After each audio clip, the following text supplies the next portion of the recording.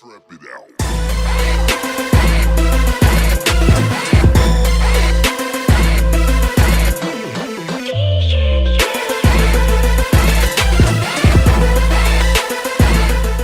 Welcome to Otaku Shot, where it's nothing but liquor and anime. I'm Shane. I'm Scott. Cheers. What are we drinking tonight, Scott? Oh, we got a captain. We got We got a Captain. Yeah, that's fucking it. We're just drinking Captain. That's it for the night. Just captain. Yeah, I was hoping for some beer, but no. No. We just decided to go straight on in. Anyway, we're doing our new format now, once a month, whatnot. It's good to be back for the month. Yeah. I didn't know. Okay. I thought maybe I was gonna say a thing, but then no words appeared, like in my brain. It happens to all of us. But this week's topic that we're going to be doing is actually anime soundtracks. So, which I'm pretty stoked for. I've been playing nothing but Persona for the past week and a half. Ready for that anime to come out. But that is, just to start us off, that is my favorite soundtrack from what I have heard. It is... Are you counting that as a soundtrack for anime? Fucking yeah. Like, I guess they're making an anime from it, but yeah, it's a game right now. It's just a game. I don't know if they're going to use the same soundtrack for it, which I would fucking hope they would. Yeah, because it's classic, but it's also, it depends on what they're actually going to do for the show. Because depending on what they're actually going to have play out, that'll change up what the soundtrack is. I'm not I'm not aware because I watched part of the Persona 4 animation, and from what I saw, I'm pretty sure they used the same soundtrack for Persona music. 4. I mean, they already have a soundtrack up and ready. Yeah, so plus they have an opening, and I'm gonna be really pissed off if they don't use the same opening as they did for the game. Which at least the song wise, not the actual art for it. Yeah. The animation itself. But, if they don't use that, I'm going to be really pissed off. If they don't use the music soundtrack for the anime in general, I'm going to be really pissed off because I'm sure that soundtrack is the shit. I'm sure they'll incorporate, at least all the songs in it at least once, just as fan service, if nothing else. Hey, this is a soundtrack for this thing. This is what it sounds like. I think it's funny because the soundtrack online, I tried to buy it the other day. It is $50. For just the entire soundtrack. How many songs are on the soundtrack? 200. Damn. That is actually legitimately impressive. I was not expecting that number. Yeah, there's 200 songs in the Persona soundtrack. At least for 5. It's a long game. You're at 52 hours on just your second game. I'm at 60-something hours, actually. Oh, my mistake for not keeping track of your... You didn't punch your timesheet on Persona, so I wouldn't know what hours you played. Just to give a little bit of background, I beat Persona recently. My last gameplay was about 125 hours. I'm currently on 65 hours, so I'm almost at 200 hours of Persona. And then after I play this round, I'm actually going to play again. Okay, and then you can put all that up on your resume so that people will know. I played over 200 hours of Persona. That's dedication. That shows dedication. That shows that I'm willing to sacrifice my time and energy into something that I love, which, for a job, who knows if I love that, but in Persona... I love that shit. Oh, you got the job. Okay, yeah. Good You got interview. the job. Yeah, solid. This is during my job interview. Thanks, Scott. Yeah, you're hired. Yeah. Glad you hired me. We just had a handshake. But for soundtracks, Scott, what is your favorite soundtrack? I think I already have an idea of what it is, but just say it. Probably the soundtrack for Samurai Champloo. It's exactly what I thought you were gonna say. I used to straight up listen to that while it was sign spinning in Florida. That's a good ass soundtrack. Yeah. Though. It also, I don't know why I said it. Also, I had there's nothing there. Nothing. Okay. There's just blank canvas behind the skull. I kind of want to talk about a little bit about openings as well, considering that the opening for Samurai Champloo was actually done with the same people who did the soundtrack. Yeah. If you weren't aware, I assume you are. I knew that. I feel like somewhere. I don't know. I haven't.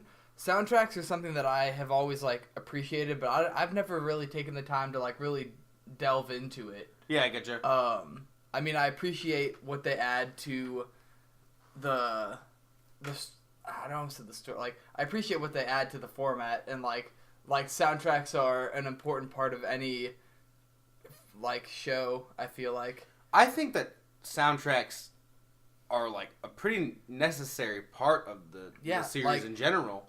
I'll say this specifically for Samurai Champloo. If you didn't like, Nujabe is the people who did the Samurai Champloo soundtrack. I'm pretty sure. At least they did the opening for it. But there's a lot of elements in Samurai Champloo where, like, especially with the whole, you know how I was talking about like the transitions that they do where they have like a mix board. Yeah. Yeah, like that plays into it because like that's part of the soundtrack, and like. But it's also, like, it has to do with the animation as well, and it, like, generally plays a part in the series in general. Mm-hmm. They also did, like, you know, a big part of that series is the mix-up between, like, the new way of doing things and, like, the traditional ways. And you can see in the soundtrack, like, you can see that reflected in how they have both, like, at least in one part, they have, like, traditional... like Japanese music. I feel like not that I know that's what it is specifically, but like it seems like it's in that type of genre. I would agree. Yeah. And then the rest of it, or like throughout other parts of it, that you definitely get more of like I don't want to say a hip hop vibe necessarily, but that's supposed to be kind of the feel you get from the show. So I would agree. I don't know how else to describe the music. I would definitely say that's part of it. Actually, not to get like fully into a Samurai Champloo rant, but like I love how for those who haven't seen Samurai Champloo, like it's very hip hop based, and that's like one of the main things of it. But in the beginning of the show, when I first saw the first episode, I was really like, huh, because I could have sworn I was like, they show a piece in the beginning of just like modern era for like a second. It was just like a guy walking and then it rewinds all the way back to Mugen. Yeah, all the way back to Mugen in the fucking Edo period. Yeah. And like, I just love that because I was like, huh, like super weird, but like I like how they show their influence right off the bat of what they wanted it to be. Plus like, Samurai Champloo was made in the early 2000s when hip hop was like really big at the time. Mm-hmm. Especially that style. Yeah. But yeah, that was super cool. One of my favorite soundtracks now that I'm really thinking about it. Yeah.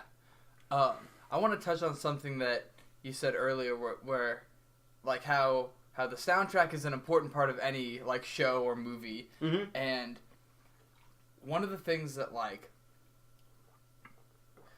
one of the things that really made me realize that is watching shows like Tom and Jerry, where it's like... Where they rely on sound? Yeah, like, the whole tone of the show is conveyed through, like, musical cues and the way that the music is going. And things like that can really affect the way you feel about what's going on. Like, Sword Art Online, for example, has, like... There are scenes where there's not really that much going on, but because of, like, the score... you feel pumped up. Like you feel pumped and ready to go. Yeah, there's one scene specifically where, like, Kirito is fighting the Gleam Eyes. Yeah. Do you know which boss I'm talking about? Yeah. Of course I know Gleam Eyes. And he's, like... It's supposed to be, like, super hyped, but it's just a shot of his face and his arms moving, and he's like, I gotta go faster! But you're like, this soundtrack, though. I'm just so ready. Yeah, do it, Kirito. Kill that shit. One of the things that I really wanted to talk about with soundtracks is... So, one of my favorite soundtracks, Persona being my favorite soundtrack, but probably my second favorite would be Durarara. So, for Durarara, the thing I really loved about it is that, first of all, just an all-around amazing soundtrack. Everything about it was just so amazing to me. I love how everybody had their own kind of theme. Yeah, and that's something you see a lot in shows. But one thing I really liked is that for those who haven't seen Durarara, like, it's got, like 6 different parts in it. But do you remember the Saika arc? Yeah. Wait. The first, the first yeah, part. Yeah. When like it was like kind of a creepy arc, but there's a specific song that they would play for Psycha. Yeah. And whenever it would come on, it would give me the most just pure anxiety whenever I would listen to it. And like there's just a bunch of like it's just a lot of voices yelling throughout the soundtrack, and like it kind of builds up and keeps building. And like they would only do it in scenes where they were discussing Psycha, and they would show the movements of Psycha. Yeah. But like besides that, you wouldn't hear it. And there's another song that like it kind of went with that theme, but it was for Isaiah. And I just really liked how throughout the series, instead of having like a constant soundtrack, the soundtrack evolved with each arc. So this happened in Persona as well, where those who don't know about Persona, you're going through what they call palaces the entire show, and defeating palaces, kind of like doing like a dungeon in a game, and each dungeon had its own theme track. So you would hear certain songs that were just like in the normal world itself, but each theme track had its own like kind of like build for that arc. Like how every town in Pokemon has a different song. Yeah, exactly. And that's what I loved about it, was just like I'm at like towards the end of Persona right now, but one of the last palaces in it contains my favorite soundtrack ever, and it just gets me so pumped to play. And like I turn to I think it's funny because my mom the other day, I had my TV on fucking so loud, and in my entire house you could just hear the main song for Persona just blasting throughout the house. And he was like, "What is this soulful song I'm hearing the entire time?" And I'm just like, "That's the glory of Persona." Oh, it was so good. See, whenever I play anything from anime, my mom is like, "Is that Spanish?" Well, remember that the Persona soundtrack is in English. Yeah, it's true. It's weird watching you play and like they look like anime characters, but they all are speaking English. I'm like, what is this? I'm playing the dub version of Persona. Yeah, so I get. Enough about soundtracks. You know what soundtrack I enjoyed a lot? The soundtrack for Devilman. Devilman soundtrack gets me pumped. Especially like you were talking about the soundtrack, like the theme with Psycha, how like they'd only play it when Psycha was like on screen or being talked about, and that's like a pretty basic but effective way to use the soundtrack to your advantage. It's like you train your audience that essentially like this melody like should make you feel this way, like you Jaws. should associate it with this character. Exactly. And when they were like, if you look at even like the song titles for the soundtrack of Devilman, like my favorite song off the album. I don't know. It's the same thing. You know what I'm fucking talking about. I know. It's called Akira the Wild. Yeah. And like the first time you hear it is when he just got like the demon body and he's running. Yeah. And like I straight up play that shit when I'm exercising. Like it gets you pumped, yeah. Right? You know what soundtrack I actually really love that I didn't think about until recently? There's two actually that I'm really a big fan of. They're both shonens. Both Bleach and Naruto. The Bleach soundtrack is fucking dope. Bleach. Ichigo's theme is my favorite thing ever. Oh my god. There's one. I don't even remember what it was like, but it was in English, and it came on whenever Ichigo was in like a big fight, and That's the one. like it was a really soulful song, and it was once again much like it was kind of like the Persona soundtrack. It was a very soulful woman singing, and every time I heard Ichigo coming in, like he would be ready to fight, they would have that ready, and it just felt so good to hear. I was watching like one of the movies from Bleach that came out. It was on Netflix. It was like 3 a.m. I was just so drunk off bourbon, and I was just like, when that song came on during like the final battle, I was literally like, yeah, like I woke up everyone in my house just like, let's do it. I love how theme tracks give people energy. Yeah. Depending on the scene. Especially for that, Bleach was just like I listened to some Bleach tracks and Naruto, because Naruto has that like kind of like old timey yeah, and like I listen to that shit when I'm doing homework, and I just need to go, just need to fucking go, but yeah, just gotta ace the tuning exam. Yes, gotta go. It's so great in anime whenever you hear a great soundtrack that comes to mind, and it just really sets the mood for that anime and that scene particularly.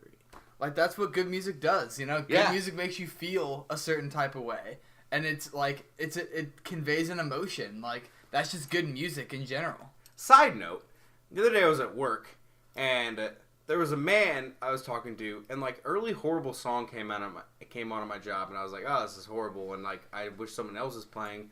And then he was like, yeah, I guess. Like, he was kind of listening in on me. And then he was like, I just don't like music. What? I was like, what the fuck? Okay, like, so you tried to find the secret panel that led to the alien controlling that body, right? Like, you looked for that? I did not. You know it was there. It must have been, because who the fuck doesn't like music? Or maybe, like, he's a robot. That's true. Even robots like music, damn it. True. They're they play, like, robots? Robots computers create aren't music. Robots, though. Are computers robots? I guess in Are their robots? own... I don't know what you define. Are we robots? Are we robots? In the end, who the fuck doesn't like music? Aliens and robots. I feel like even both of those things like music. God damn it! But like after he said that, I was just like, huh? Like, who doesn't hear like music conveys feeling? Like, especially coming from me, who like used to be more of a musician. Mm-hmm. Like even like back when I used to play guitar more, like music gave me feeling, and like music still nowadays, even when I'm listening to something that isn't like exactly very musically fluent, like I still gives me energy to do stuff. And like there are times where I've listened to something and it's like I want to listen to like, especially when it comes to like openings. There are certain openings that I listen to all the time that are like, depending on the anime, like it's really sad or something like that, and I want to get pumped, or like I'm just in a bad mood. Like, I love how there are soundtracks that convey that. Yeah. And especially for like for what was it? Mainly the Devilman one for me actually recently, where I'm listening to it, and like there's a specific one that's really sad, but then you listen to the one that we were talking about earlier where it just gets you pumped and want to exercise. Yeah. And it's like, I love how... It makes me want to run with my arms flinging out in front of me. I know, right? Yeah. Yeah, fucking just... Oh my god. The Devilman run is ridiculous. It's the new Naruto run, no doubt about it. It definitely is. Yes. Fuck yes. I'm trying to think of other soundtracks. Do you think all of the rap segments from Devilman, is that part of the soundtrack, or is that? I'd assume it'd be. It's more part of the characters in my opinion, but like I love those. Those got me pumped up for the episodes every time I would hear them. I play all those clips. Yeah, I know. Those are so good. You know the video. I'm sure you found it. I know you. I know exactly. And then the one that plays after it is the dubbed for the guy. Oh, fuck, what's his name? Mayuta. When he's like talking to that. Is there a dub? There's a part that I found that was dubbed. That's like the part where he's talking to her, but then he like breaks into song essentially. Yeah. Like where he raps I found for her? that dub. Yeah, and he's like. I'll show you. I'll show you later. I didn't it's know so there bad. was even like a dub for that. Maybe it was just somebody like a fan dubbed it. I don't know the deal. It's a video. It's bad. There's this is actually one of the things I want to talk about. Mainly for the opening, actually, not really the soundtrack in general. Mm-hmm. But the Future Diary. Mm. That had a very eerie kind of soundtrack to it. Which a lot of the times, like, I love how soundtracks really just, like, if they're done right, go with the story so well, and, like... I mean, like, yeah, that's a soundtrack there, buddy. I mean, yeah, but, like, it depends, because, like, for Durara specifically... Let me say this. that should be the goal of a soundtrack. Oh, yeah. I will say, though, for, like, Durara, there were some instances where they had a soundtrack that just, like, yeah, it fit, but, like, it was very different as to what I was imagining it to be. Okay. Especially for, like, Isaiah. Isaiah had, like, 5 different theme songs, I feel, and it went with, like, his personality throughout the series, and there was one that was, like, he always had ones that felt, in my mind when listening to it, that felt devious. But there was one specific one towards the end where it didn't feel like that. And I don't know. I feel like there are sometimes where it's like, it feels like, but like we were talking about this recently, the Citrus one. How like there, you know that one specific song in Citrus that comes on when there's like a heartfelt moment. Yeah, like just kind of like that, where it's like there's not a ton of music in Citrus. Like there's not like the score isn't that big, but like there's a good amount that like certain scenes from others. Plus with Citrus, it's like they have like the same basic storyline the entire time, so there's not a lot to elaborate on, unlike something as massive as Persona, where you have fucking thousands of songs. There are 200 songs, I'm pretty sure, in the Persona soundtrack. That's what you said earlier. Yeah, then that's just crazy. But there's also like 200 songs in like Naruto, because like everybody, because it goes so fucking long. Everybody has their own theme track in Naruto. Everybody in the Akatsuki has their own theme track, and I love all of them. I used to listen to all of them when I was doing my homework. Especially one of my favorite all-time ones from the Naruto theme track was Itachi's theme. And also it's weird. I really like Sasuke's theme, but his theme sounded like a cowboy. And I didn't really get that. Cowboy. Yeah. Wait, like it's like an actual cowboy, like it was just a guy. Like yelling. Not that. Yeah, Sasuke. They had like an acoustic. I owe Sasuke. They had like a really like elaborate drink. Damn it! Here's a new. Oh yeah, by the way, while we're talking about this right now, there's a new game for Scott. Every time he interrupts me, he has to drink for 5 seconds so I can get my goddamn thoughts out. You good? Throat burns. Throat burns? That serves you right. Okay, I see you, sir. I see you, Mr. Soundtrack Man.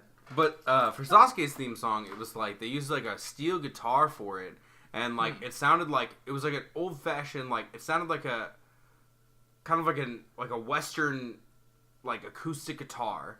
It sounded like people were about to have like a high noon showdown. Yes.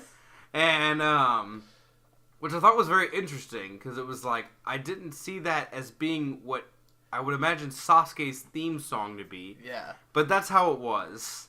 I'm an emo kid. I can I only think of that. I remember that was like one of the first. I remember like there's AMV videos that come out. That's why I think of that when I think about Sasuke. Like early Sasuke. That was like one of the early ones that came out. I fucking love that. I'm so glad you got that, because otherwise it would have just seemed like I started to sing. Hey guys, by the way, I'm an emo kid.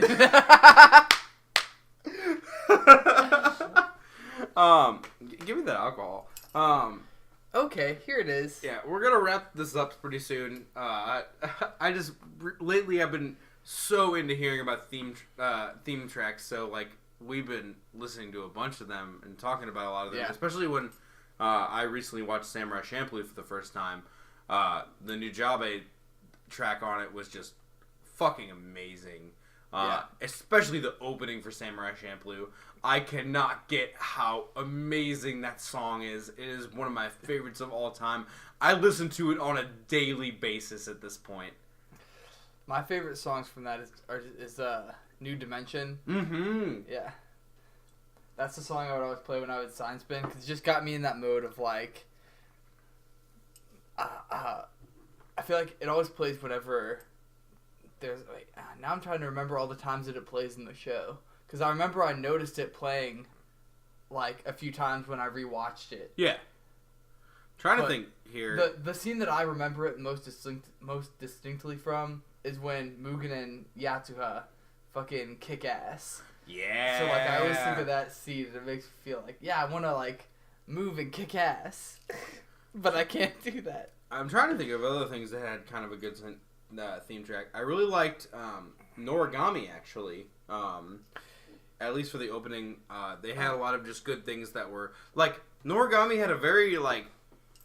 I don't know if you even remember the Noragami soundtrack. No. The Noragami soundtrack was very, like... In a way, like, techno-like. And there were a lot of times where they had, like, a man that was singing in the background. And it was just... It was very weird. But it was, like, probably one of my favorite soundtracks now that I'm thinking about it. Same for... I'm trying to think of other things. Like, I feel like... I can't remember the Haikyuu one. I feel like Haikyuu had a good one, but I can't think of what it was. Yeah, I can't remember anything about the soundtrack from Haikyuu. You know what soundtrack is one that... It's... I don't know what to think about it. The soundtrack for Hunter x Hunter. I never saw Hunter x Hunter. I feel like their soundtrack is mostly like, it's like 10 songs that they play over it. Like this song, when action's happening, this is the action song, so this is what we're gonna play. This is what I was going to talk about, actually. Sorry to you're good. interrupt you, but Monogatari. There were so many good songs for so many situations, and like, because Monogatari, for those who have seen Monogatari, it consists of a lot of like just talking, but there's a lot of times where, depending on who he's talking to, Araragi, the main character, they change the song as to who he's talking to. So everybody kind of had their own little theme track for it. But like, and a lot of the times, most of them are just comical. And like, I love how Monogatari went from like, there were certain situations that were like, he was talking to somebody about something that was like semi-important, but like, it was comical music playing in the background, so it was hard to determine like what his like actual like thoughts were on this. And then they do that thing where it'll like cut away to a random shot of like them being positioned hilariously. And yeah. Like, what the fuck? Monogatari had a lot of soundtrack. Now that I'm really thinking about that definitely seems like a popular thing. Popular. A common thing that I see is when the show is trying to convey like when there's something happening that could be like viewed as being almost like comedic or like something that's not really important, but because of the soundtrack, like because of the music backing it, like that's how you know, like this conversation itself isn't ominous, but like the music conveys this tone of like this is an ominous situation. Yeah. All right, so we're actually gonna finally get into our anime book club. Anime book club. So, just to let you know, spoilers ahead. We're gonna say this every time now. Our anime book club will be pretty much for the last half an hour. We're doing hour-long episodes pretty much now. I'm gonna tell you what we're going to go in order from, so that way, if you don't want to hear something, you can tune out of it. I will have the, hopefully, if I can figure it out, the YouTube times in the description, so you can tune in on what you want to listen to. By the way, our SoundCloud is on hold. I'm not probably going to worry about it anymore. YouTube is a better platform for us, so I think I'm just going to use that. Especially with the amount of spoilers that we're going to be talking about now. But for starters, I'll just name everything. Recently there was actually like a day ago, a Mob Psycho OVA that came out. Reagan, I forgot what the actual name of it was, but it was about Reagan and his like view of the whole series itself. So we're gonna talk about the Mob Psycho OVA, then we're gonna get into Darling in the Franxx, then Citrus, then Pop Team Epic, and then we're going to finish off with our question segment that I have at. We were going to start our bad anime segment this month, but due to time, it became kind of an issue. We have not had a lot of time to actually do anything. Actually, tonight we had to cram and watch a bunch of things. We pretty much watched the latest episodes of everything we're talking about just a few minutes ago. Yeah, like an hour ago. Ended, yeah. Like, in order to even start this episode, we had to finish everything. But yeah, time is a big priority, and we're gonna work everything out. But like I said, with our schedules, it is a bit hard.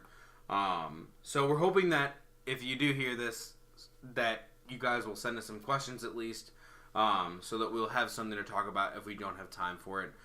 Ghost Stories will be something that we'll be discussing next time. Oh, the show Ghost Stories. Yes. I literally was like, I've never had a paranormal encounter. Yeah, I have a lot of paranormal experiences, and I figured it'd be cool to talk about it in our anime podcast. Yeah. That sounds about right. Yeah, and then, we'll get Mob in on it, and then he'll take care of everything. Which I wish that would be a thing. Anyway, to start off, the Mob Psycho OVA. Like I said, right now, spoilers ahead for those who don't want to hear it.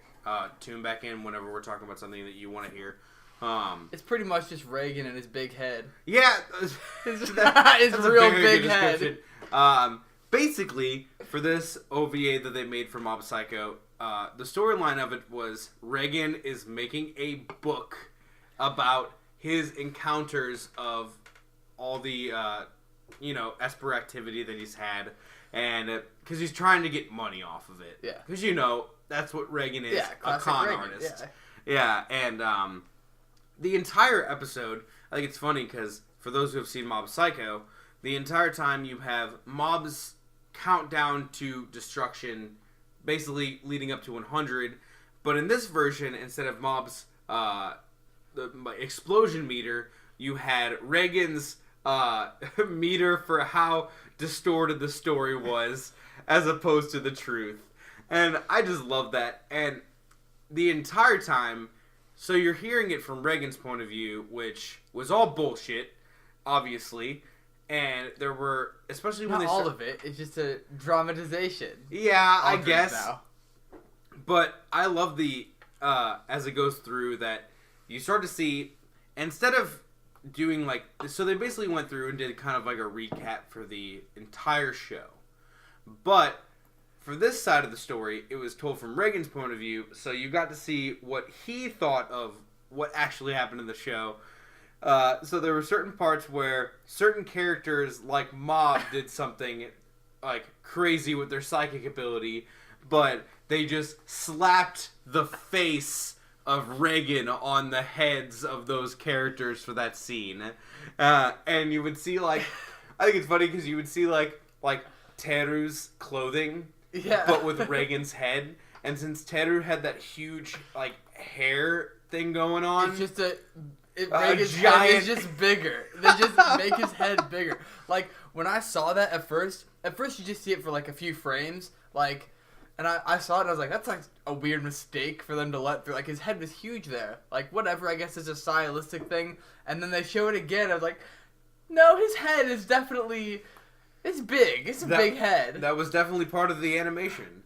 But that was just fucking great. Also, just I just love Mob Psycho. So whenever I saw that coming out, I was just so ready for it. Yeah, during the parts that it was mostly just a recap of what happened during the actual series, I just got we were in a hurry, so I was trying to skip over stuff that I already knew. But I found myself just getting caught watching Mob Psycho again because it's just a good show. Oh, it was so good. Mob Psycho plus just seeing. In this specific episode, they went over and basically redid a lot of the animations that were really good for the show. Mm-hmm. They showed the parts that were really, key to the series. But fuck, I just, I love Mob Psycho animation, and I love what they did with that series. And the main thing that I loved about that is that in the end of the series, in the end of that episode... They said Mob Psycho was getting a fucking second season. Fuck yeah. Fucking yeah. I'm so ready. It's greenlit right now. I don't know how long that's going to take to make, but I know that the manga itself is over with. So I know they're going to do that soon. I'm also aware that for the Mob Psycho series, they did the anime in a way that was a lot different than the manga. Mainly because I think the manga is actually like a bit out of order as opposed to the anime. The series in general was done out of order because, like, I know that you didn't get to meet Ritsu until, like, pretty later on and, like, see Mob's family for a while. It was just mainly just seeing Mob and Reagan do a bunch of random shit in the beginning. Okay. And, so they kind of, like, sped it along. Yes, they did the series in a way that was a little bit more adaptable for people. Yeah. And I mean, I think it worked fine. The story didn't feel rushed or anything. No, it didn't. I went through and watched it. In the manga, if anything, I feel like more, like, having more arc before what we see would be too much. Like, it'd be too slow of pacing. It wasn't really like that. It was just like they just did the arcs in just kind of a bizarre order. And I'm pretty sure that was the intent of the person who does Mob Psycho. Yeah. That was his original intent to kind of do it that way. But when they made the anime, they wanted to make it a little bit more apparent to people. I really liked that style, and I thought it did very well. I'm actually going to start reading it soon here, depending. I don't know. I really wanted to read it after I figured out it was over, especially just because Mob is one of my all-time favorite characters. Just, like, the purest fucking kid ever. And, I love how, like... So, one made One Punch Man as well. Yeah. And I will say, I like One Punch Man. It's good. I'm not nearly as much of a fan of it as I am of Mob Psycho. And the reason of that being is that, like One Punch Man is clearly comedy. Yeah. That's the intent behind it. And I liked how Mob Psycho was a very good mixture of comedy, but also with an underlining seriousness. Yeah, like it had a way more serious tone to it. And I think the message of it is kind of a little bit more apparent just about, like, the whole self-improvement thing they've got going on, about how, like, no one's really that special. Like, you need to work on yourself and just try to be a good person. Definitely. And one of the main things that I truly liked that actually, like, brought me to tears watching the show at one point was that there's the whole thing in the end of the series where Reagan is talking to Mob and he's like, it's okay to run. Yeah. It's okay not to fight. And, like, there's a lot of times where, like, you realize that, yeah, Mob is, like, a funny, like cute character, but he has this underlying part of him that's hostile and has murderous intent. Yeah. And, they literally made that clear, that he is a person who hates himself and hates his abilities that he has because it hurts other people. But then you have Reagan's side, even though Reagan's a con artist and Reagan's kind of a horrible human being in the eyes that they make him in, he still has a good message to put out there. That's one of the things that I love about that show, is kind of the mystery of, like, is Reagan just totally full of shit to the like, has he just filled so completely with shit that eventually it's converted itself into, like, a speck of truth in his words? Or is he actually, like, does he actually have an understanding of how to be a good person, and it's just like, nah. One of the things I just loved is that there's the ending part of the series where, I really hated this at first because, like, Reagan's whole motto is that he doesn't want Mob to use his ability. He thinks that anything can be done with just no powers. And he says to Mob that, like, they were in the end of the Claw arc, where they were getting pretty much annihilated, and obviously Mob is the most powerful, so all of them were like, yes, Mob, please use your powers. Please, for the love of God. Like, yes, we need your powers right now. But Reagan the entire time was saying, no, Mob, don't use your powers. It's beneath you, essentially. But then he ends up giving all of his power at that point to Reagan. Yeah. And then letting Reagan decide what to do with it. And I just love that. And I loved how, like, it actually became kind of a heartfelt moment where Mob realizes that it is okay to run, and I don't have to explode to 100, and instead I'll let my master handle this. And Reagan's full of shit, but that scene was super cool. Or he just knows how to do. It's a whole thing. You gotta watch it. You gotta just. But once again, if you haven't seen Mob Psycho, obviously watch Mob Psycho. Mob Psycho, in my opinion, is Give it a one of my favorite animes. To be honest, solid. But moving on, it's about Reagan's book, and then in the end of the book, they corrected all of Reagan's bullshit and made it a total thing. I just love that. I love how they had all of his face slapped on people and all the perspectives that he didn't have, and then in the end they just shatter all that. The parts where it went through and showed what he did. He was just there in the background of the scene. Yeah, and they just got rid of him after that because he was not there. Anyway, moving on to Darling in the Franxx. So, how about that suicidal boy? Suicidal boy? I mean, he almost did it. I'll say this right off the bat for Darling in the Franxx. So, I like the series in a way. It's interesting to me. It's very interesting to see the character development because the character development has been very weird. Yeah. It gives me a weird vibe. It gives me a very unsettling vibe. So, starting with we'll start with not this current episode, but the last episode with everything that was going on with Goro.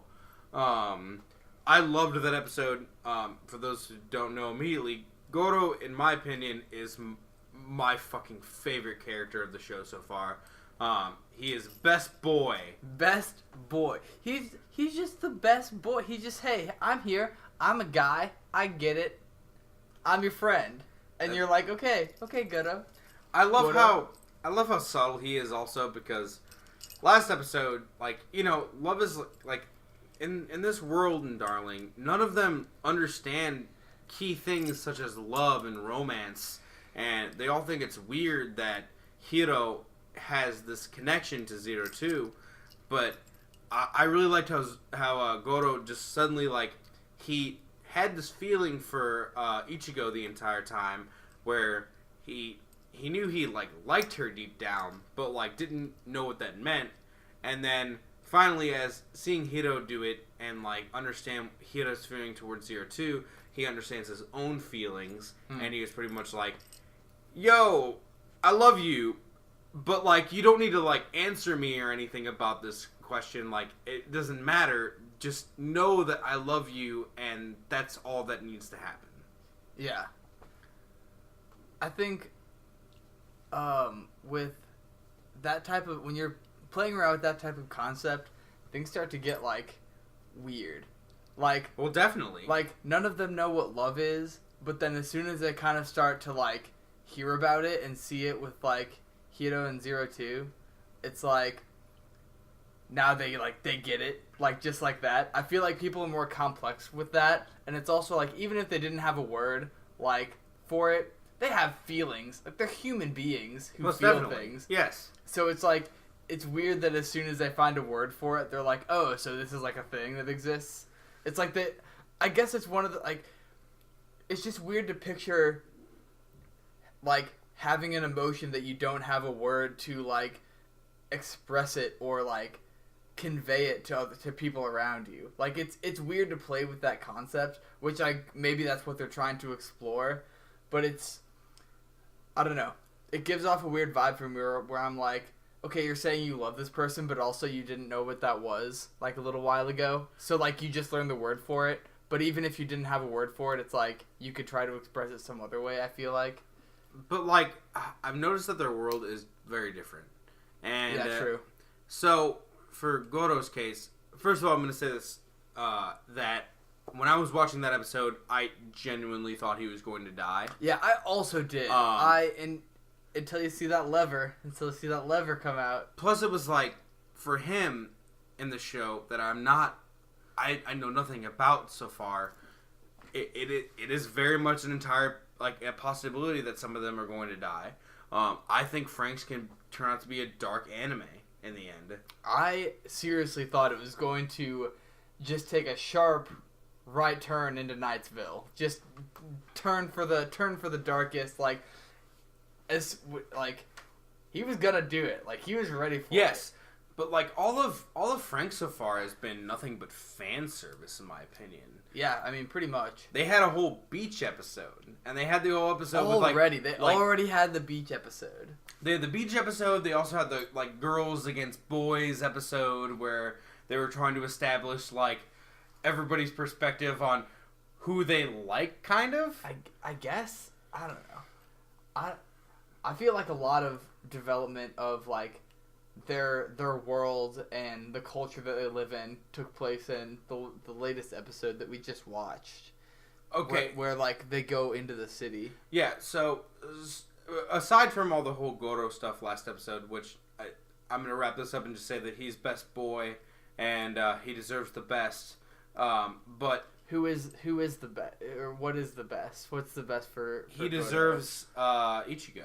Ichigo? You think? See, you think she's best? She's best girl? He's best best girl, best for boy? him. I think Zero 2 is Okay, best girl. okay, I see. Or Kokoro. You think? I love her. I feel like we haven't seen a lot of her. We haven't, but we've seen that she's at least nice and is like. First of all, there's the whole baby thing going on. Yeah. Also, let's talk about that. What the fuck's up with that? So I'm fairly sure she's going to have a child at Yeah. some point. There also, did you notice in the episode we just watched, like all the child, like the birth imagery and like mother-child imagery going on? With, Yes. Like, yeah. I hope so. I mean, it's pretty blatant. Yes. But I think they're definitely, if they're not foreshadowing for like her specifically to straight up have a kid, like somebody in the show is getting knocked up or something similar. Plus, this whole show is very sexual, Yeah. so like I wouldn't be like, surprised if that happened. That's like a lot of the main focus of the show is straight up like. I mean, it's a show about romance essentially. Yeah, like, and that's part of it. Like, I read a whole thing recently on like Anime News Network that was titled Mex equals sex, and Mex equal sex, and it was just all about the sexuality of Darling and the Franxx and how everything is just one big underlying thing for sex, and how these kids just don't realize it yet, but they have some attraction to their partner that they serve with. I find it weird though because they've also tried to make it seem as if. Do you remember the one guy? I don't know his name, but he's the kind of like the asshole with the slick back the hair. asshole with the slick back hair. Yeah, I was also. No, yeah, but they're kind of making like a thing for him so far where he's grabbing the bottle. I get it. Where he's kind of like seen as being like the one guy with what's her name, Kokoro. Yeah. I mean, as soon as she found the book with like all the child shit in it, like pretty much every scene, I feel like she was like that. It shows that she has the book with her. He's in it, or appears soon after. It shows her like reading it. Yeah. To wrap this up though, finally, in the end, so with this newest episode that came out, you got to see Zorome and them with the kind of like congratulatory thing that they did with like a medal ceremony, where they're being rewarded. See, Zorome throughout the entire show so far has been kind of like the kid who really looks up to the adults and really looks up to their society, and their society seems very cultist-like. And he's the one that kind of goes along with that, and I can see that 02, from what we've saw so far, is really against their society. Yeah. And I'm starting to notice that after this episode, when Zorome saw what the inside of their city looks like, he has kind of a better idea that it's a bit weird. Yeah, a little more messed up, especially after spending time with that woman and seeing like, oh, like he doesn't feel anything for her, like a comfortable relationship for her with her partner is like not interacting with them. Yeah, like he's been just having them around because it's convenient. Yeah, he's been in that simulation thing that like makes them feel happiness, and like their whole world is just a bit confusing to me so far because, like you saw that they keep talking about how children don't live, I assume, to be adults. That's kind of like or children are some type of radiated. I don't know, because children are the people who are fighting for them. They're the army, essentially. Yeah. And they're protecting the adults. But do they get to live to be adults? And at the same time, you see the way that they treat him, like, she disinfects places that he's been. And, like, yeah, and the government is, like, scanning him before he can, like leave. Yeah. To see if he's, like, they use the term infected or something like that. What are they contaminated or something? They questioned her, too, in the end of the episode to see what he had done and, like, if he had eaten anything. And I don't know. I just find it weird that I feel like in most societies, so you never saw the Guilty Crown, but a lot of this is reminding me of Guilty Crown with their society. But the thing is that for most apocalyptic societies with mechs that I've seen in other I love how there's enough. There is definitely no. enough. I know. I just love it. It's just a classic. This is just the first time I've seen it where they just haven't really explained anything by, like, episode 5. Like, we're like, what, like, 8 or 9 episodes deep into Franxx now, and we don't know shit really about the world. That's one of my big problems with this series, is that they've spent a lot of time raising questions, not enough time answering them. Yes. The character development that they've given so far. I mean, I've actually come to like some of the characters. Oh, most definitely. Like, I've definitely come to like Ichigo way more. Goto, I really like. Hiro is still kind of, like, bland, in my opinion, but, like, I get his thing of it. I really like Zero too. I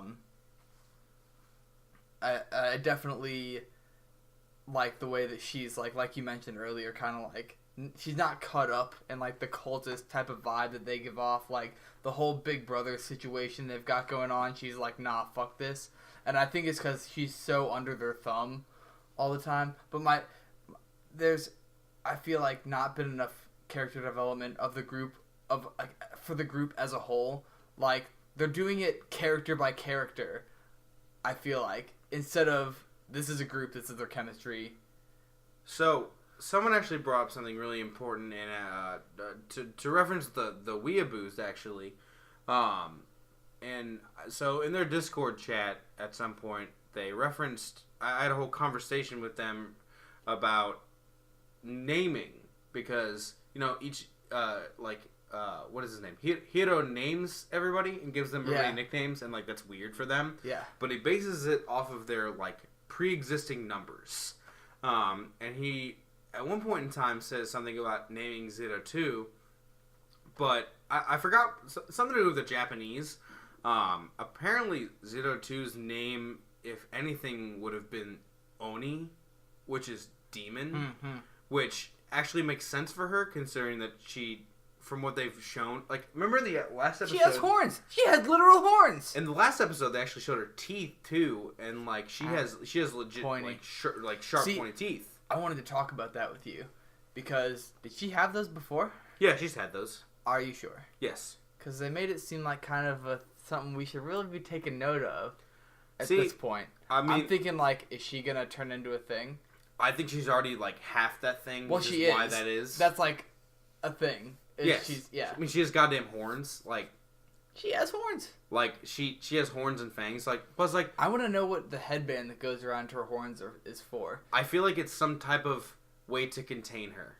That's what I was thinking as well. But it shows a scene, like, when she first meets Hiro, like, it's off.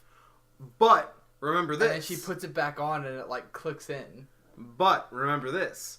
Remember when Hiro... not Hiro. Remember when Ichigo and her are having Zero 2's having a conversation with her, and Ichigo slaps her, and her thing comes off of her head, and after that, she goes all psycho and demon-like. I do remember that, but also, I would be fairly pissed off if somebody slapped me so hard my headband fell off. See, the thing about that is that I don't feel like Zero 2 is the kind of person to get pissed off at that kind of thing.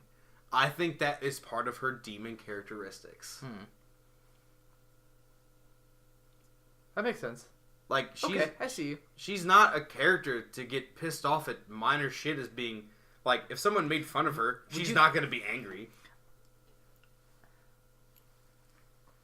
She's the kind of character that doesn't seem to give a shit about human beings. I also feel, though, like... I definitely agree with you that there is a possibility of some of that being, like, more of the demonic, like side of her coming out without any type of, like, restraint. Like, I definitely recognize that as a possibility. But it also, that whole conversation they had, I feel like kind of hit some spots that Zero Two is actually, like, sensitive about. Like, about how she's not human. I find it like, weird. people don't look at her at normal. Sorry, I'll drink. No, it's okay. Plus, like, I'm curious as to see of how she, like... You haven't really got to see how she views Hiro. Because, like, you know that she, like, I guess loves him in a way. But, like, she's also pretty much on the side of, like, if you're weak, I'm gonna leave you. And... I don't know. Her stance is very weird, and I know that she doesn't have a very good mindset when it comes to the actual civilization that they live in. I think that she hates the civilization that she lives in. Probably. And I know that we're going to eventually find out more about the whole... Do you remember the beginning, like, story that happened in like, the first episode ever about a little girl that was, like half, that was fighting... Clixers or whatever the fuck they're called. I don't remember that at all. In the first episode, they show a little girl fighting Clixers, and it's 02. And she's out in the wilderness, and to whoever, I don't know who's telling the story. I'm pretty sure it's her, but it's like a folk tale. Okay. But it's her, and she has some type of, I don't know. I feel as if they found her at some point, and. They don't really know a whole lot about her body chemistry. So I'm thinking that she's going to have a huge part later on with the fact that she is half of the beast that they're fighting. Yeah. Anyway, we're going to move on finally.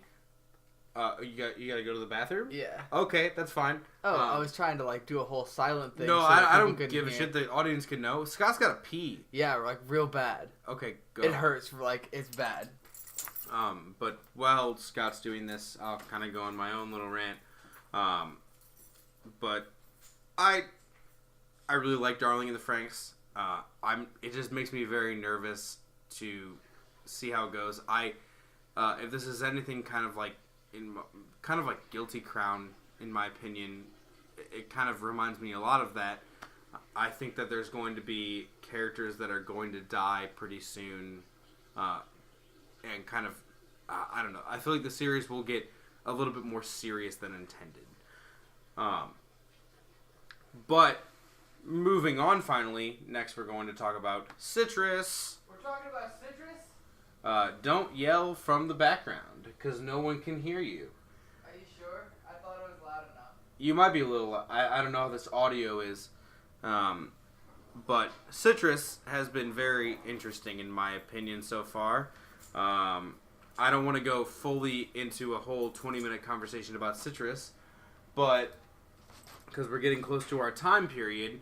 But with Citrus, I will say that the emotion that I feel most when it comes to Citrus is pissed off. I would say annoyed. I'm very annoyed of it so far. I'm very sick of the whole multiple characters getting involved in their relationship and multiple characters that just randomly come on and suddenly they're such a big deal to them. Like this group of twins that are happening right now where it's like, oh, I'm going to date her. And it's like, oh, you had Yuzu had her perfect chance, like 2 episodes to like finally like get with May, but like she didn't take it for whatever fucking stupid reason. And it's like, why didn't you take that? Like, why didn't you do it? Like, you had no reasoning to back that. What was her reasoning for backing that? I don't know. I don't remember. I don't know if I knew what it was at the time. It's just it seemed very promising in the first the first few arcs that they did, where it's like it was reasonable that these people are having communication issues and like difficulty understanding each other. Yes. But at this point it's just like I feel like normal people wouldn't have that amount of difficulty communicating. Like, I get that it's an awkward situation, but there are so many times when it seems like characters take action based on, like, what's going to make this plot keep going, instead of, like, what would a person do who's, like, feeling emotions. And do you see what I'm saying? I get you.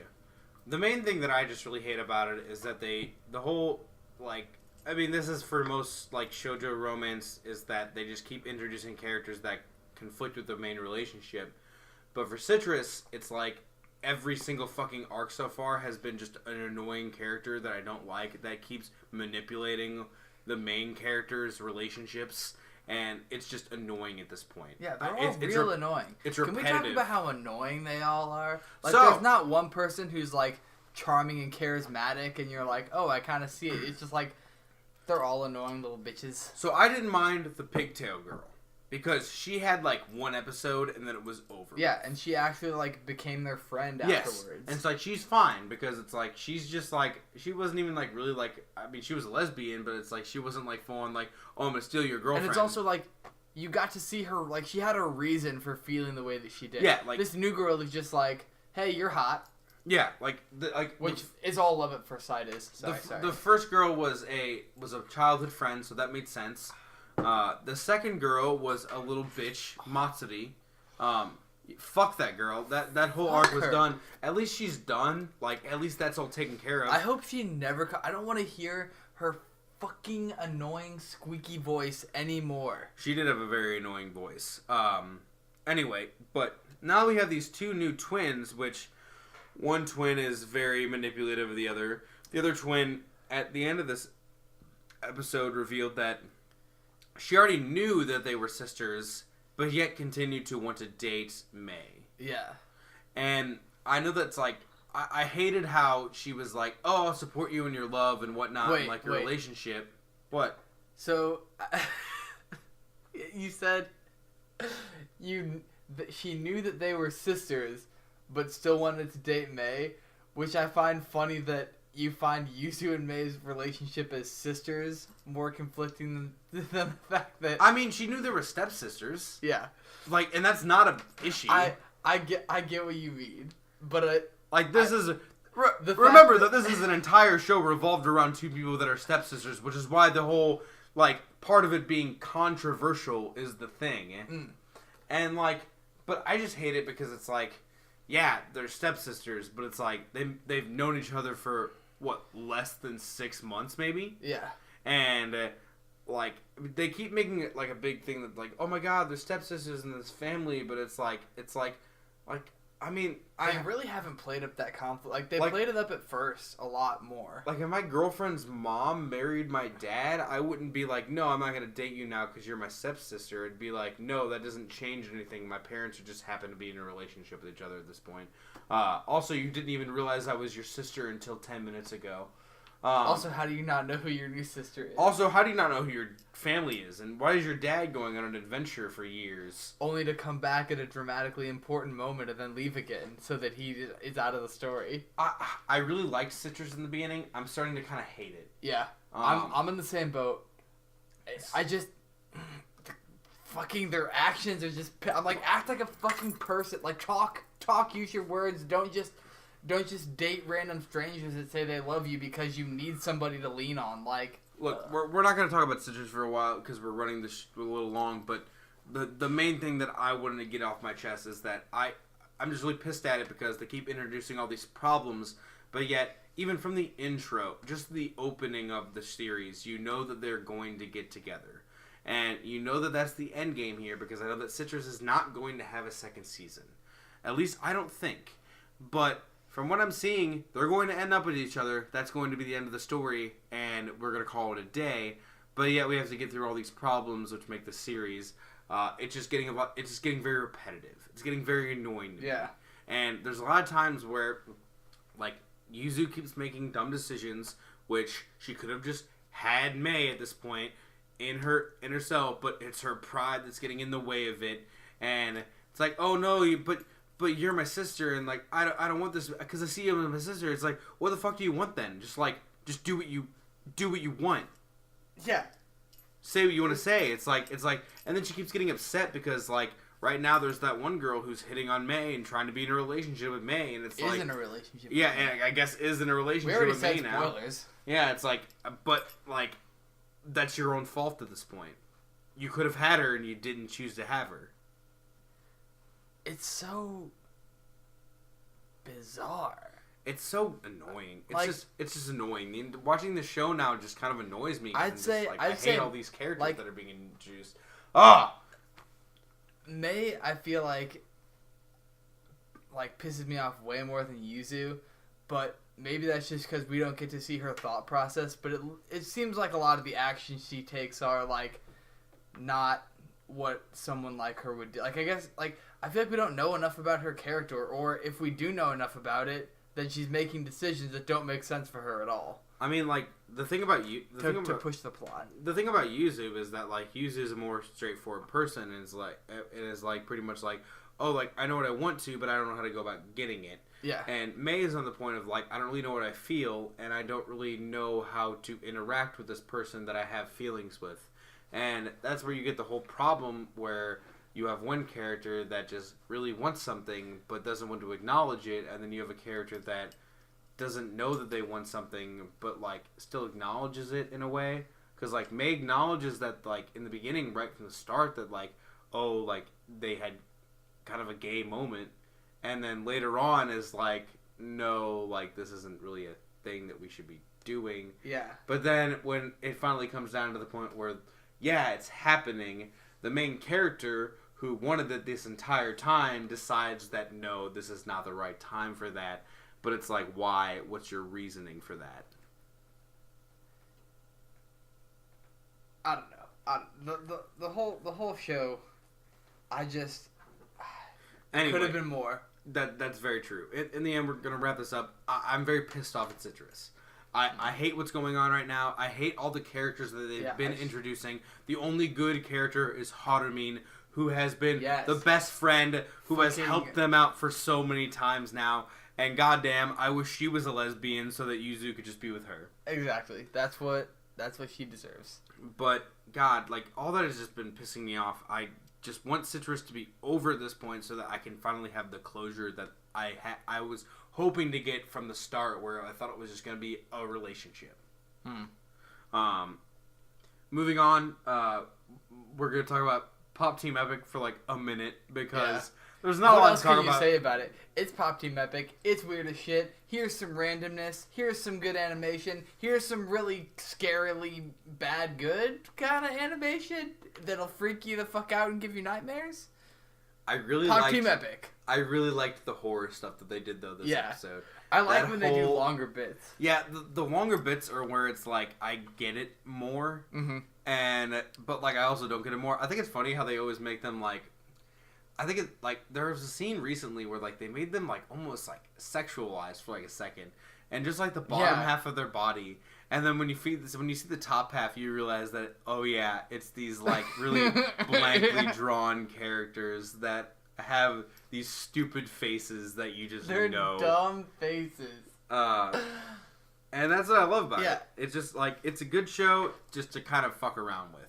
It's a very like this is probably one of the first like animes that I've really watched that's just straight up like sketch comedy. Yeah, it's definitely the first one I've seen that's just sketch comedy. I think it's interesting too how they have like the reoccurring bits. Like you have to have seen the previous episode to kind of get the joke. Like, and then the Hoshido Girl Drop endings, where we're finally getting bits and pieces of the show that existed. They went from 0 to 100 real quick with this last one. They did. It's like they went from some fucking like normal romance stuff to like normal shoujo she died and came back to life.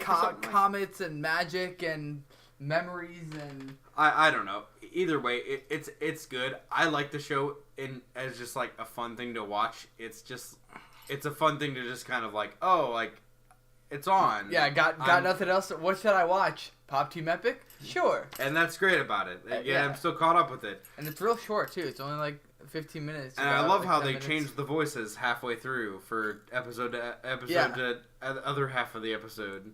Yeah, sometimes they'll change like little minor things. Yeah, I know. That don't like they change out the voice actors in one of the scenes where it showed like the actual people recording them. Yeah, there's also like 3 different voice actors. I'm pretty sure for each of them. I don't know. It's a really confusing thing for that.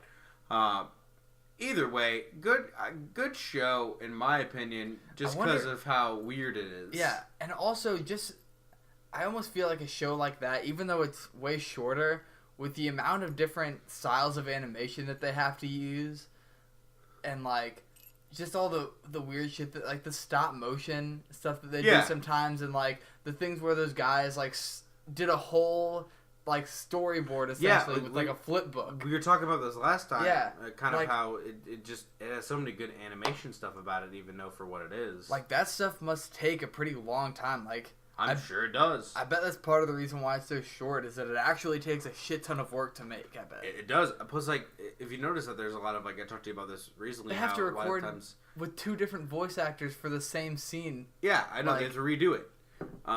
It's also just weird because like you'll see how they have like different like the 3D animation that I talked to you about, where like you saw certain scenes where like they're drawn like where it's very subtle 3D animation. Yeah. Because they have such a simplistic style. Yeah, that, like, definitely. You can't even really pick up on it. No, not at all. We're gonna move on though. Finally, to wrap this up, we have a question from Chisai Otaku. Thank you, Jamie. Without you, this podcast would not exist, basically, because you send me the most questions and the most suggestions. Thank you so much.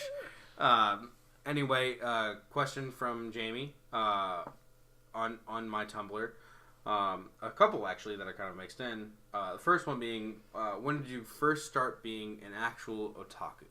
So, that meaning, when did you first kind of start defining yourself as an otaku? And I don't really know for myself. Yeah, it's hard to draw a hard line, especially because I've pretty much always lived in my mother's basement, so... I'm about to start living in my basement, actually, so we're on the same boat here. But for that opinion, I mean, I don't really know. I think it would have been like at least 3 years ago, 3 or 4 years ago at this point. 3 or 4 years.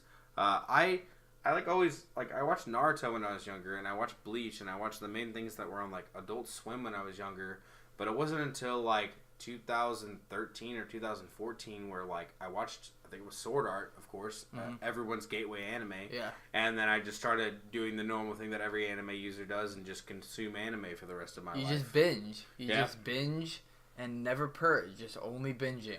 And then I got into collecting figurines, and that's where it just started going real downhill. Yeah. Scott, that'll happen to you. I feel like, in my opinion, though, I'm a bit more than you are. Yeah, like I don't collect like the figurines or anything like that. I mean, I pretty much just consume anime. I don't read manga too much, except Attack on Titan's the only one. I mean, am I not a real otaku? Do I would need to get way nerdier? I mean, you've still seen a lot more. A lot of people consider an otaku to be just somebody who's seen more than 20 animes. Oh well, I'm definitely there. Yeah, that's like the standard first thing I think for an otaku. But like, I'm not sure. In my opinion, you run an anime podcast with me, so yeah, you are. I mean, it's more like I show up for the podcast. That's true. But I would say, if there's a specific moment that I was kind of like, having the thought of like I'm an otaku has ever occurred to me, but definitely a spot where I kind of realized like I was way into this is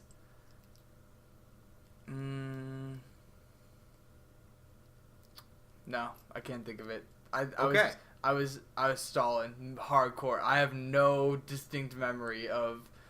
I was gonna say watching Interview with Monster Girls, but I feel like that was definitely a moment that I was like, I checked that out kind of like on a whim. That was like the first slice of life I really watched, and I was like in love with it from episode 1, and I was kind of like, this is not what I was expecting from me, like when I first checked it out.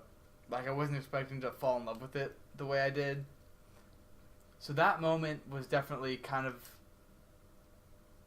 a moment where I realized, like, I'm into this format. Like, anything in this format, I'll watch. That's fine.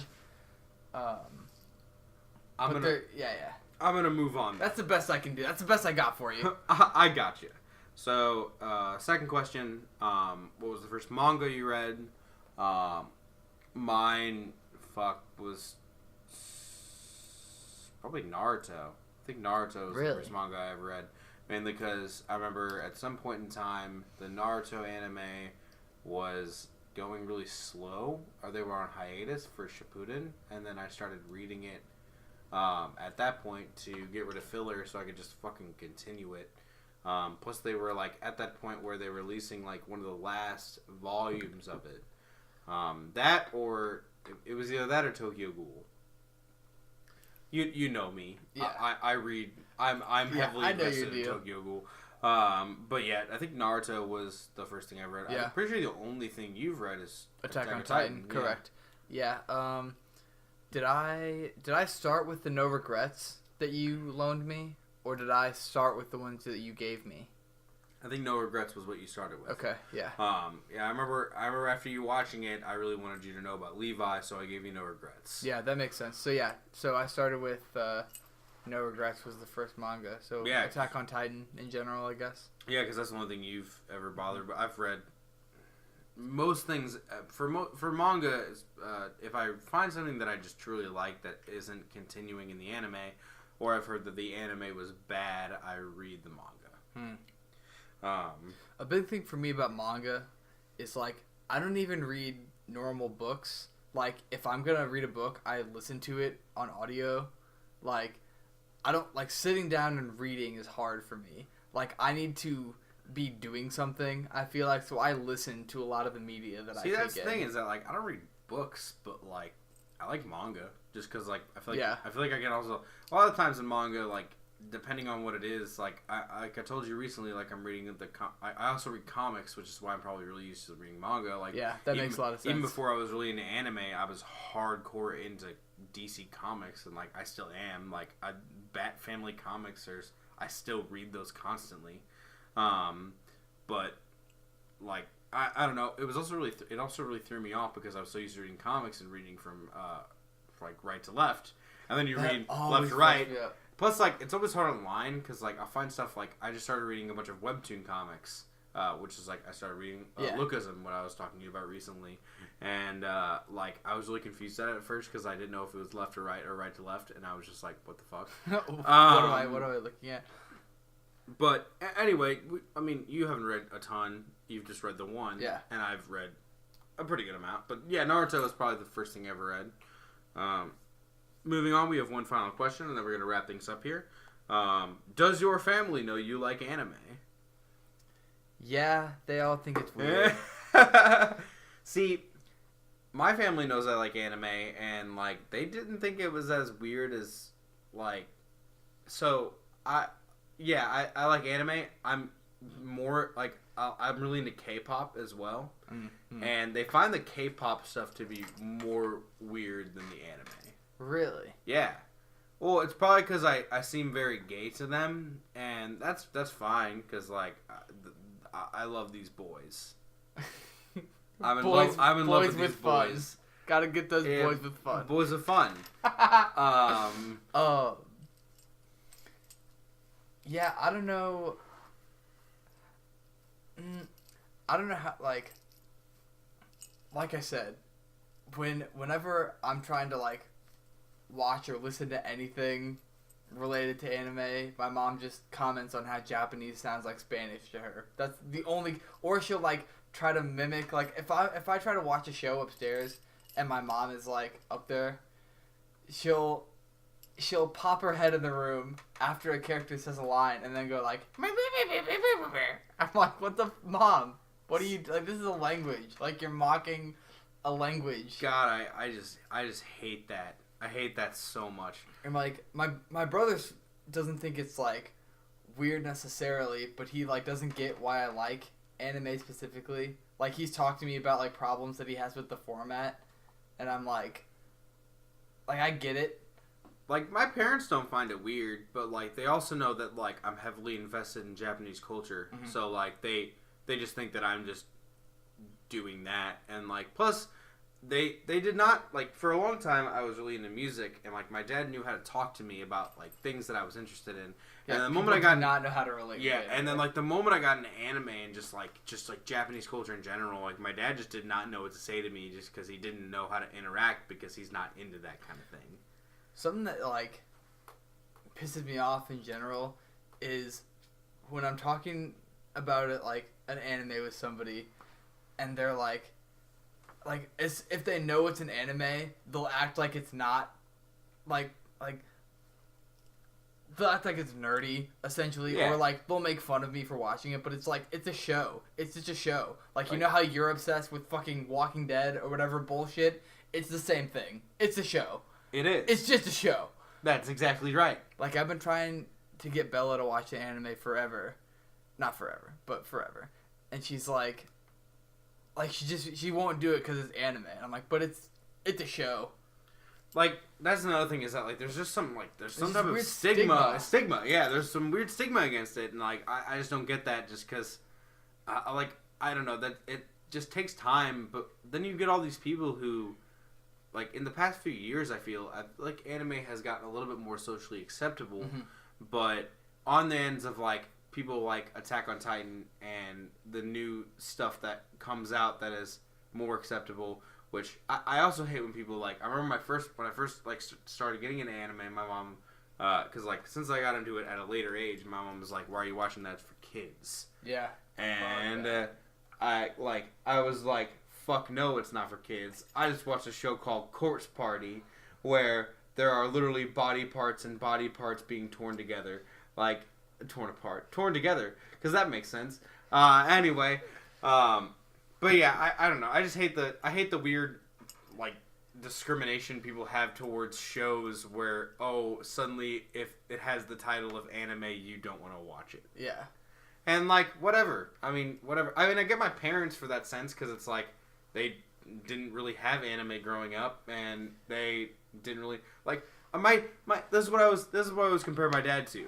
My dad loves Speed Racer, so he fucking loved Speed Racer growing up. He thought it was like one of the greatest cartoons ever. And then when I told him it was anime, he was baffled by that. It's clearly anime. Yeah, well, he didn't know that at the time because remember, if you're like anything that was made for Americans at the time was just very Americanized. Yeah.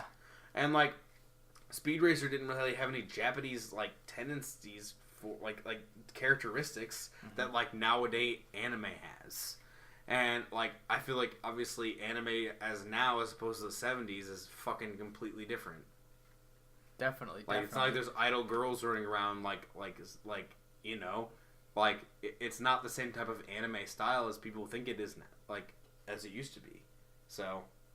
Idol girls is in, like, girls that are idols? Are we talking about it like a... Like we're talking about idol anime. Situation? Yeah, we're talking about Love Live situation. We need to watch that still. We do need to watch that. That'll be coming soon.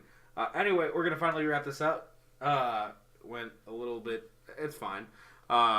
Anyway, we'll be back around the same time each month. Feel free to follow me on Tumblr at Araragi's Send me questions next time so that we can answer them. We're going to try to start our bad anime stuff next month. Also next month, the new anime will be starting, so we will be going on completely different stuff. I'm going to let you know what we're going to be talking about. We'll probably be talking about, at least I'm going to be watching a lot of things. I'm making Scott watch the Persona 5 anime. He's also going to be watching Tokyo Ghoul Re. Oh, I am. Okay, good to know. Glad to know everything I'll be watching this season. Am I gonna watch Shokugeki too? You are gonna watch Shokugeki. Oh, good. I wanted to watch that one. You'll also be watching Hero Academia. Okay. There is one more I can't think of at the time, but you'll be how also will I know watching what that. to watch then? I don't know. We'll figure it out after this. Anyway, those will be the majority of what we're talking about. Next season has so much to offer, so I'm waiting for it. And Scott's series going off. Anyway, have a good night, everybody. Make sure to follow us, promote us, whatnot on Twitter, Tumblr, all the social media. YouTube. You know how to social media. You know everything. You do the thing, and then we do this. All right. Have a good night, everybody.